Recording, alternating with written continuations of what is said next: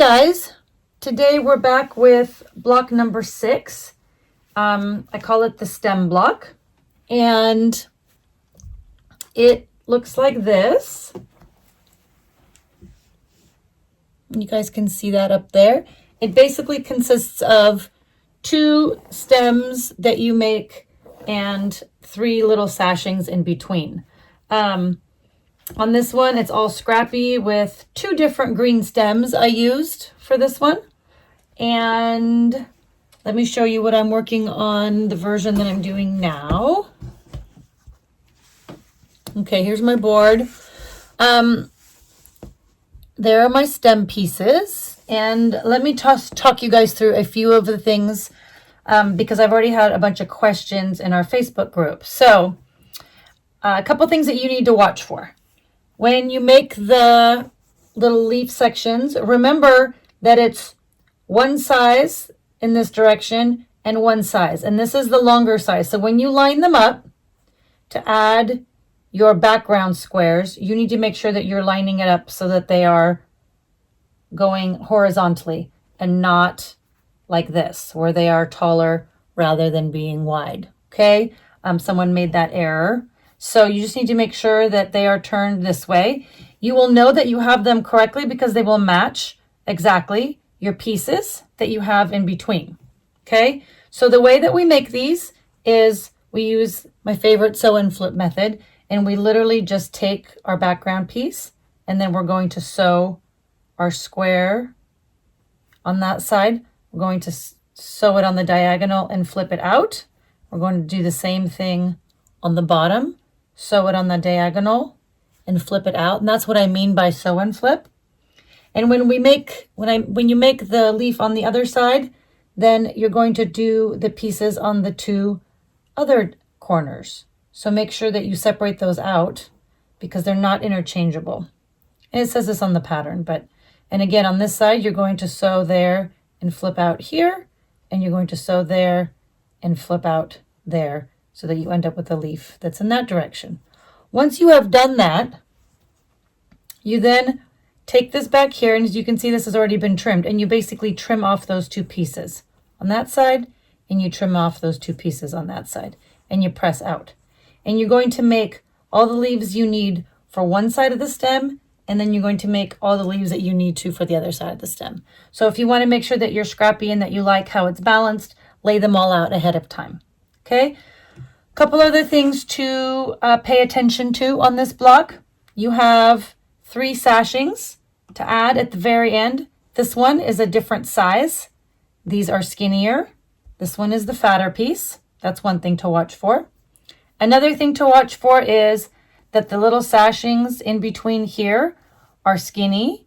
Then you have one size that goes on the top and another size that goes on the bottom. This is your H down here, and it's a different size than up here. Those are your D pieces. So you just need to cut your pieces and then just be sure that you're adding them in the right direction or in the right spots, and that you don't mix them all up. This is what it looks like here unassembled. Let me bring that up to you guys. You can see that from the top down to the bottom. Okay, that's what it will look like. And then this is what a piece looks like assembled. It will match the length of your sashing pieces exactly. One thing to really pay attention when you're piecing together your row is you really want these little guys to match up across right here, right? So when you add one section of this to the stem, you're good.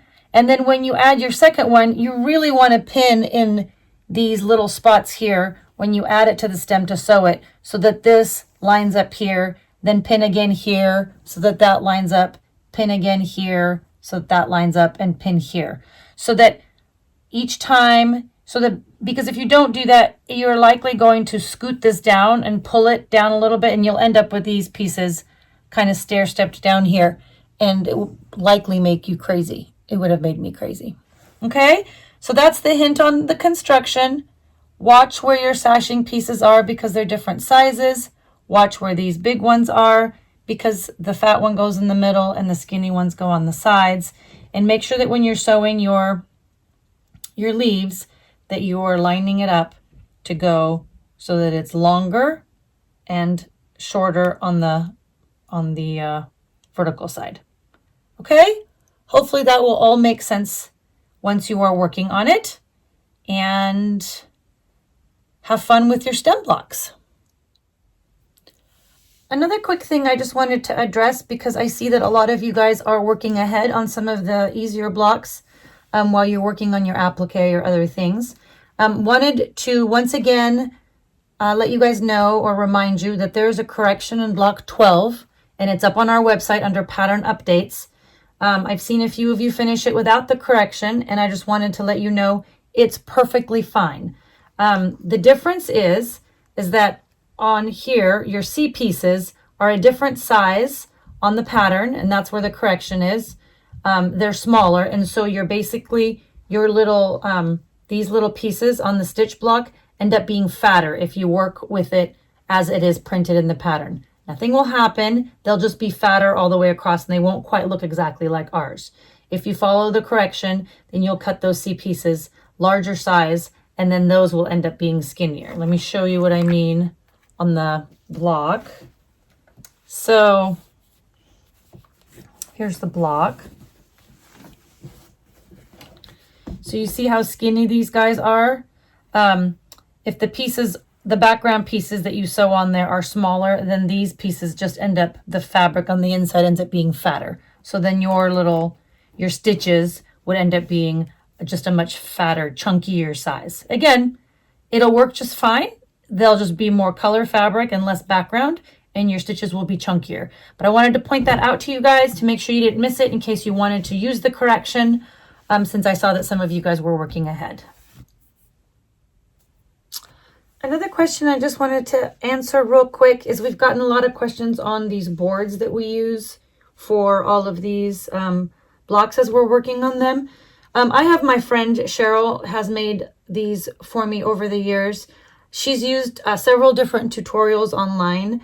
I think she likes Lori Holt's method, if you want to look that up. She does do things a little bit differently. She uses fusible fleece for the background. It's her favorite is the fusible fleece, not batting, not flannel. That's one thing. She uses spray glue based it for the back. I don't know if all of the methods use that. And she doesn't use a glue gun for the outside of the binding. She prefers the Eileen's tacky glue. She also turns her bindings at a 45-degree angle when she joins them instead of straight. So those are the changes that she makes when she makes them. I think sometimes she makes wider bindings also. So in terms of sizes, we literally have them in every possible size. So I think, I don't even know what these are exactly. This one would be 8.5. So maybe like this one's like 10 by 13. And this one would be like, maybe like 17 square or 16 square. So we have like 5 other different sizes. But those are just the tips on how to make those. We find them to be really helpful when laying out blocks. And lastly, several of you have asked if we had any tips to share because you wanted to start working ahead on your flying geese to make sure that they match your quilt.